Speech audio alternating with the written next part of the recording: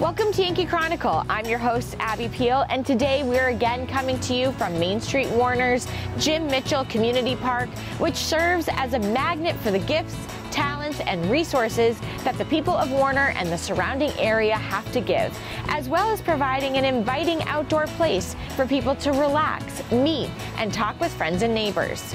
The park stands as a daily reminder to us to move respectfully when humor and grace towards others, and to always remember that something wonderful is happening in Warner.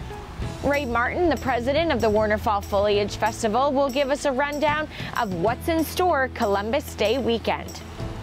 Emily Cobb, the chief of police in New London, will invite you to a Faith and Blue event. Amy Drummond from the 2022 Duck Drop will give you a good reason to be involved. And we'll close with Ashlee Rowley to hear what's cooking at the Lake Sunapee Region Chamber of Commerce. But first, a few words from the good folks that make your Yankee Chronicle possible. We'll be right back.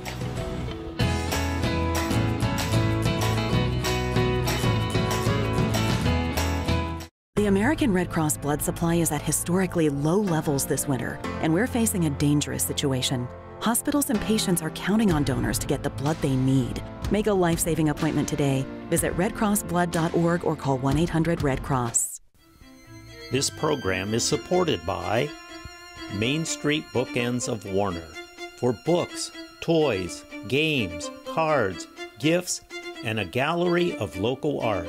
MainStreet Bookends of Warner.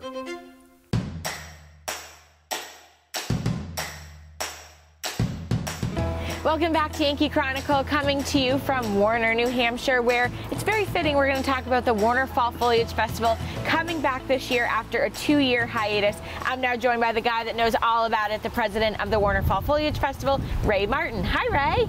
Hi, Abby. I'm excited to talk with you about this because it's been a while. As we just said, 2019 was the last Warner Fall Foliage Festival before COVID. Yes. And it must feel good to be back. Well, yes, it feels very good. It's a lot of things that we got to get restarted, but sure.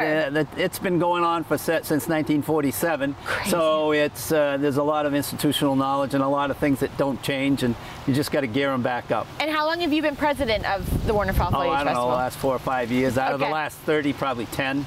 Okay. I don't know. Too many. I don't even count them anymore. Yeah, you don't even count. So give us the lowdown, because it's Columbus Day weekend. Starts Friday night with the rides, as everybody knows and loves. But then it's a jam-packed Saturday and Sunday. Give us kind of the lowdown. All right. Friday night, it's mostly just getting the thing opened up and getting it going. But the food, there'll be a little bit of food. But the real thing is for the kids that are for the amusement rides to open up. Sure. And we have an all-you-can-ride bracelet for $20 from 6 to 9 p.m. Awesome. So that's kind of like just gets it going. Then Saturday and Sunday is the full festival that people are used to or familiar with. Starts up with the crafts people opening up at 9, and crafts can mean baked goods, vegetables, embroidery, mittens, anything. Anything, yep. And we have over probably almost 70 vendors coming in. So it's been we've been very successful in retrieving those people that are and getting new ones. Yeah. So because the best year we had was probably 2019, the best one in memory as far as the number of vendors was probably in the high 90s. Wow. So we're back. So that craft fair runs they're open from 9 to 5. Yep. 9 a.m. to 5 p.m. And then there's a road race that registration starts at 8, race at 9, a 5K race that goes through the town and out into the country a little bit and back. That's run, walk, but under your own power. Sure. And that goes off at 9:30, 5K, in other words, a little over 3 miles. And then there's the famous chicken and lobster barbecue. Ooh, yum. That opens up at 11:45 and serves until they're out of that day's allotment. Okay. And that's on Saturday, and they also come back Sunday if you miss it Saturday. Okay. But that's the chicken and lobster barbecue, and then there'll be a kids fun run in the afternoon. Ooh. Obviously the rides are running. Yes. And there'll be music down here. Friday night, there's music at the MainStreet Warner. Yep. And that will be here. We have a full slate of musicians. It's all free. Wow. That you can come and it's on the schedule. The schedule of the musicians, the schedule of the festival is on our website. Important. And don't look on Facebook. I'm not proficient in that, so it might be a little off. Okay. But the Perfect. festival's website. And it is an important thing to mention that everything is free. There's no gate to get in that you're paying and then paying additional. No. You come and enjoy what's here. If you want to call it a ticket, there's no tickets. Okay. So you don't have an entrance. And obviously you pay for the ride. Sure. But is a $5 parking fee. If you don't have a friend that lives in town, you can park at their house. Or you have time to make a friend to find one in town. And so the parking and the parking is a free shuttle bus that brings you back into town. And so it's about a mile away. Yeah. You could walk it, but some people do. Yep. And then goes on all day Saturday until the music is probably up until 10:30 or 11. I don't look on the schedule, but it's in that time frame. And there's music starting at around, I think 10 or 11 o'clock in the morning and all afternoon and all night. So there's various bands, and you can, again, anybody that's interested can look on the website, and there's a section right on the front that says music schedule. Perfect. And the regular schedule is there too. So that's and then Sunday is everything else is pretty much the same as I just explained.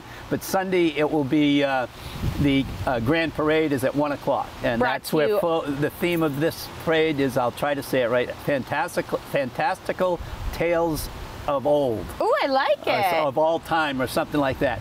So that will be the theme of the parade, and various organizations and families will build floats featuring foliage. Love it. And that'll be part of the parade that comes through town. It's starting at 1 and lasts for about 20-25 minutes, going right through the center of town. And YCN will be bringing you the parade, which will be fantastic. Yeah. And then rides all day Sunday, and then it ends Sunday afternoon. About 5:30, 6 o'clock, 5 o'clock. Good to mention. And Columbus Day weekend, as always. And not Columbus Day. Yes, right. Columbus Day weekend. Friday night, Saturday, and Sunday. Monday we have to clean up. So tell us what you do with the funds. All right, all the proceeds, net proceeds from the festival. The festival is run by all volunteers. Nobody's getting paid. So there's a volunteer board and volunteers that a day of festival, before the festival, whatever. But it's all volunteer. Any net proceeds, which can run anywhere from $10,000 to $20,000, $25,000, is then we have a process where different organizations in town can apply for a grant from the festival. That format, or that form, is on the website again. Great. They can fill that out, send it in. They get it in by October 31. Then we review those and see how the festival did, and then those funds are given out to the, by ranking. Sure. We provide some kind of ranking, and those are given out, announced in our annual meeting in January. Amazing. Of the festival. So it's I would estimate over the 75 years, it's got to be probably $700,000. Wow. Many organizations and towns and things you see around town, including this stage, have been partially or fully funded by the festival. Incredible. So I call it our mini United Way. Oh, I like that. Fantastic. And before I let you go, as we just talked about, we were talking about everything is free, but you accept donations, and it's important that you accept donations. There'll be people running around selling, going around and asking if you want to buy a booster ticket. Sure. So there's a raffle, cash raffle there, plus about 60 or so donated crafts that you can get. But the raffle is $300 for first, $200 for second, and $100 for third. And that's a cash raffle. Got it. And you can see people, and you can also donate online. There's a donate button on our website. Perfect. Ray Martin, that was a full 5 minutes of everything having to do with Warner Fall Foliage Festival. You're back this year, which is super exciting, and thank you for giving us the lowdown. Well, thank you, Abby. Thank you. Appreciate it. When we return, the New London Police Chief, Emily Cobb, will tell us about a unique gathering, Faith and Blue. But first, a thought from one of the underwriters of today's Yankee Chronicle. Stay with us, everyone.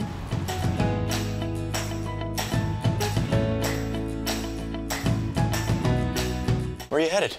Just gonna hang out. If any of your buddies ever pressure you to take a drink, just tell them you promised your dad you wouldn't. I promise. Love you too, Dad. They really do hear you. For tips on what to say, visit underagedrinking.samhsa.gov. This program is supported by the Innertown Record, your weekly hometown community newspaper covering the Kearsarge Sunapee Sunshine region of New Hampshire. the Innertown Record.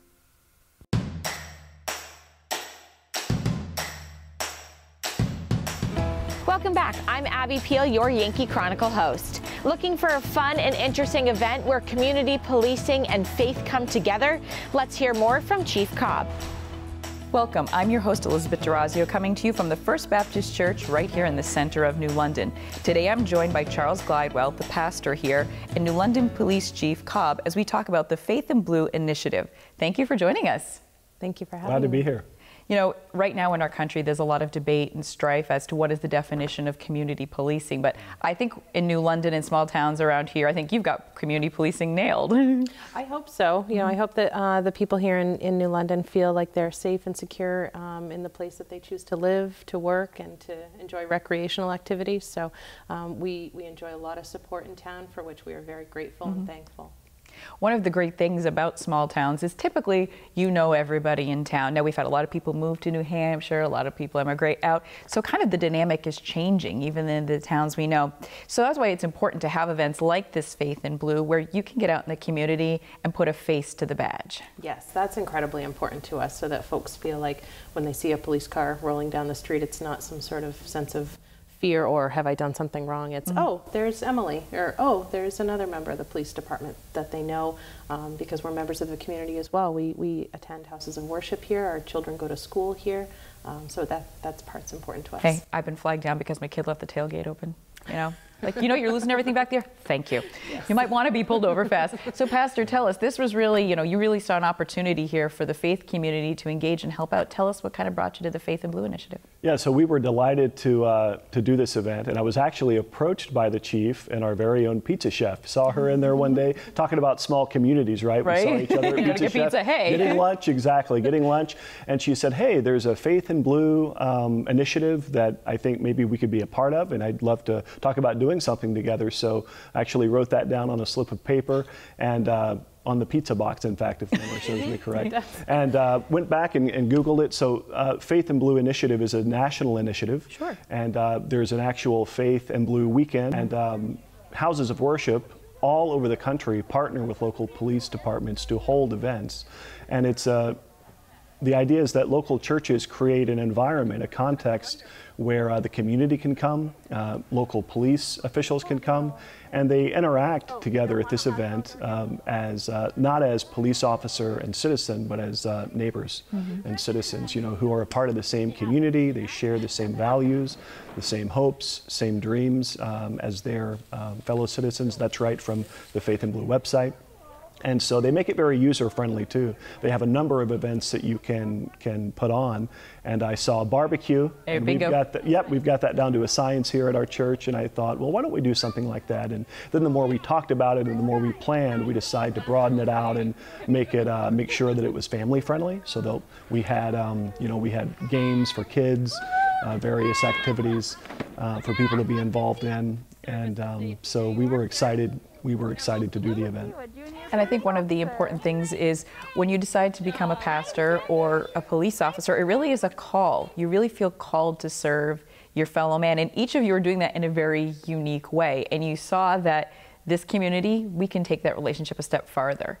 You know, we don't have to go down the rabbit hole of hate or ignorance. We can actually cut that off right now and maintain and improve that good relationship. So you and I were talking about before the interview that, you know, you live in town. Your kids, you know, are here. Tell us a little bit about that kind of community connection. Yep, I live in a neighboring town to New London, and it's just so important to be able to see people and know people on a first name basis.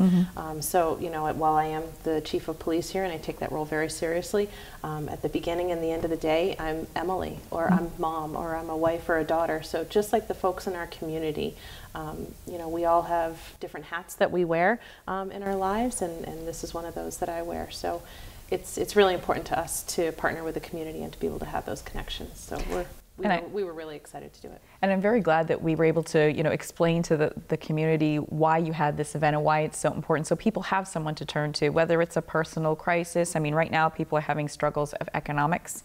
People are having all different kinds of mental health issues. To know that you can reach out to your pastor, and he knows your police chief, or if you can reach out to your police chief or a fellow officer, if you see them like, look, I saw something with someone I knew, and you guys can really then take that to the next level and get someone the help they need. Right. Understanding, as Mr. Rogers said, find the helpers. Right. Right. So many of our problems that we face, challenges that we face as a nation, they're not going to be solved at the federal level. They can't be. They're going to be solved at the local level. And so that's why we were excited to do this event. As you said, rightly so, community policing in New London is terrific. There are great community relations. This was just a way for us to be proactive and not take that for granted, and to keep that process going, keep it healthy, and be a part of the solution as local citizens and neighbors. Well, I would like to thank both of you, Chief Cobb, Pastor Glidewell, and I'd like to thank everyone in our community as we come together and support our men and women in uniform and our local pastors to keep our communities safe and healthy. When we return, we'll hear about this year's Duck Drop, a fundraiser for the Boys and Girls Club in our area. But first, let's drop these words from one of the good folks that make this show possible.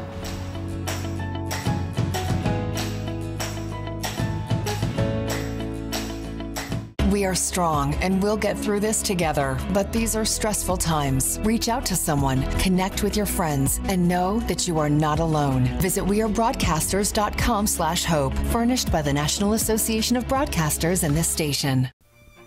This program is supported by H.R. Clough and Kearsarge Heating. Their full-service model offers oil delivery, propane, motor fuels with design, installation, service, and maintenance of all types of oil, gas, and alternative energy systems, as well as air conditioning, water conditioning systems, and backup generators. Their highly trained and friendly staff will assist you throughout the process of buying, installing, and servicing a full line of energy products. H.R. Clough and Kearsarge Heating.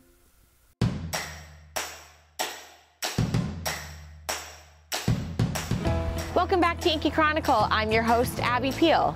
Another defining fall event is the Duck Drop at Mount Sunapee Resort. Tell us more, Amy and gang. Sure, thank you, Abby. We want to welcome everybody back for the 6th annual Duck Drop, which is held on Sunday, October 9th this year. It will be a fun-filled family weekend. Specifically, the day is a jam-packed day with the Duck Drop starting at 10 o'clock, going till 2 o'clock, and with awards at 3. And all along the way, there will be the fun that's happening on Flyaway with all kinds of kids' activities provided by the mountain. So we're looking forward to bringing back the Fall Bash here on Flyway at Mount Sunapee. Alongside hosting the Duck Drop, it'll be benefiting Central New Hampshire Boys and Girls Club. We'll be having a ton of fun stuff going on. So we're going to have pig roast, we'll have a DJ here, a couple bounce houses, including one that's got some really cool obstacles in it. Even the big kids can go in that one. We'll have axe throwing, totally safe. We've got some great giveaways. We're going to be having one of our snowcat groomers out where you can actually get up and in it, get some photos with the kids. We'll have some of our snow machines out here to see how we make snow and talk to a couple snowmakers. It's all just going to be a great event here at Mount Sunapee, getting ready for winter and celebrating fall with benefiting a great cause with New Hampshire Boys and Girls Club. And thank you, Peter. And I just want to remind everybody that the wonderful funds that we raise all go to support the Boys and Girls Club of Central New Hampshire. What do we do with the funds? We have, let's see here, countless clubs in the Lake Sunapee area, looking at Warner, New London, Andover, even in Sutton, and all the funds raised at this awesome event go towards scholarshiping those kids into our programs. So the Boys and Girls Club is a program that focuses a lot on elementary school and up children. And some of our sites, we actually serve kids as young as 6 weeks old. It's an after-school program. We also offer summer camps and daily after-school programs as well. When the kids first get to the Boys and Girls Club, they're welcomed in by the staff. Then we have a quick little snack time where we feed all the kids a nice, healthy, nutritious snack. We'll sit them all down, we'll do some homework, and then we'll break off and we'll do structured activities ranging from arts and crafts to gym games to fun activities outside as well. If anybody's interested in learning more about the Boys and Girls Club, they can always stop in at any one of our clubs to learn more, or they can check us out online at nhyouth.org. Thanks, John. And just a reminder, the date is October 9th. And the event starts at 10 o'clock and goes till 2 p.m. with the awards starting at 3. And if you want to buy your ducks early, go to nhduckdrop.com to purchase them online. And we look forward to seeing everybody back in the lift. See you then. Get your ducks in a row and mark your calendars. When we return, we'll visit with Ashlee Rowley of the Lake Sunapee Region Chamber of Commerce to hear about other goings-on in the near future. But first, let's do what we can to secure our show for its future. Please stay with us.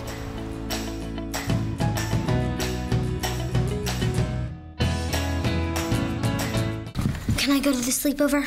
I want you to promise me something. If there's any drinking, I want you to say, "No thanks, not my thing." I promise, Mom. They really do hear you. Did you pack your toothbrush? For tips on how to start the talk, visit underagedrinking.samhsa.gov. This program is supported by Echo Communications, a digitally integrated commercial printer and mailer located in New London, New Hampshire since 1997, with roots going back much further as the country press, AccuMail, and the home of the Kearsarge shopper. Echo Communications.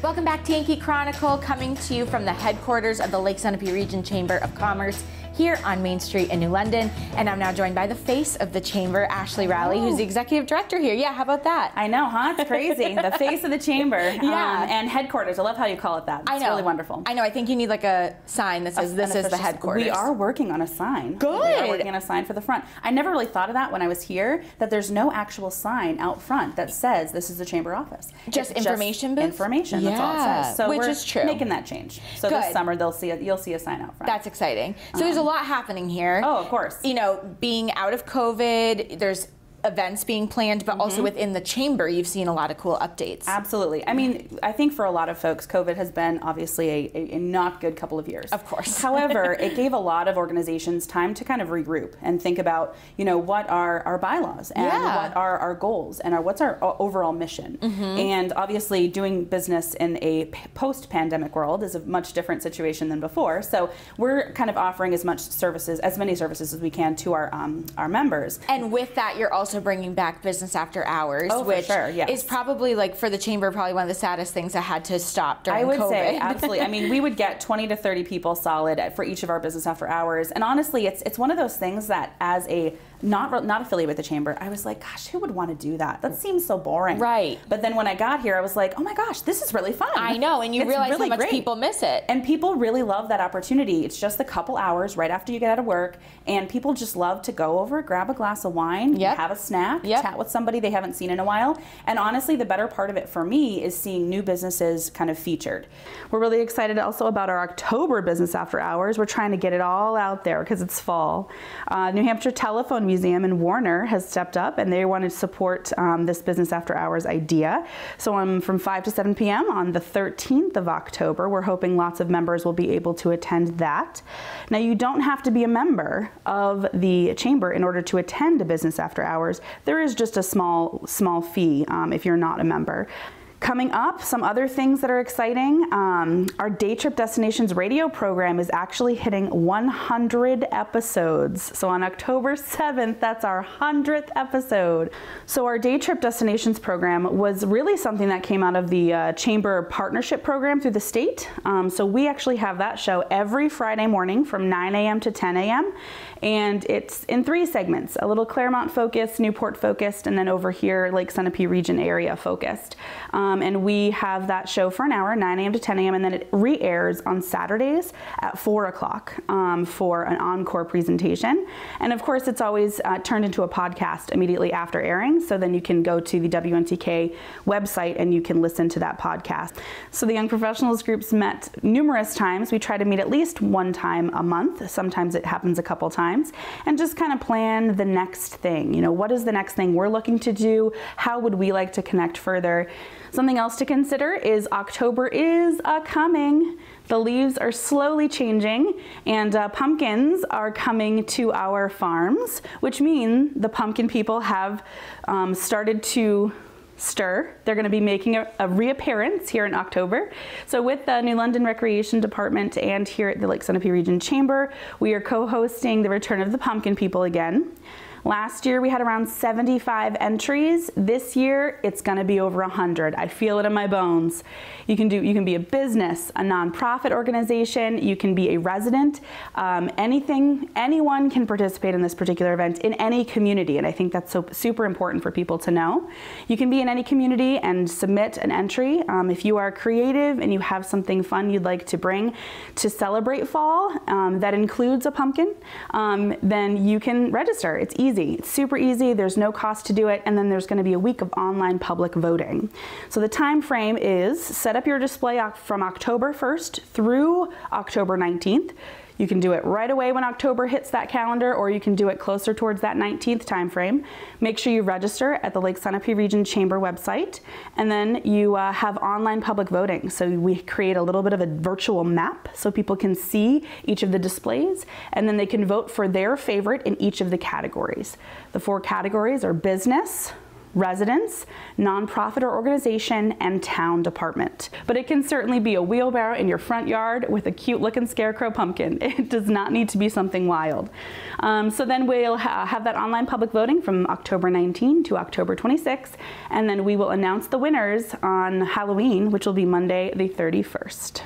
And it's a good thing to remind people watching a new business, maybe you're not part of it, to say it's not just the chamber members that have always been. Come and join, and also stay up to date on who's joining. Exactly. It's a very cyclical, changing organization. Really it's not cool. really, and I think that's important for people to know about chambers in general. Yeah. We are definitely taking on a very different kind of place in the local economies than we've had before. Really? You know, we are starting a lot of these conversations about destination marketing organizations and state tourism, and there's just a lot more to the conversation than just, you know, a 1-town or 2-town small chamber where, you know, we have a few businesses who all coordinate and network together. Sure. Ashlee Rowley, it's always a pleasure to come in here. There's so much going on at the chamber. There is. And check out the website and Facebook for updates. Absolutely, yeah. We try to keep that as up to date as possible. So. I see you on there, so we appreciate it. Thank you so much, and thank you for hosting. Oh, we appreciate absolutely. it. Thank you.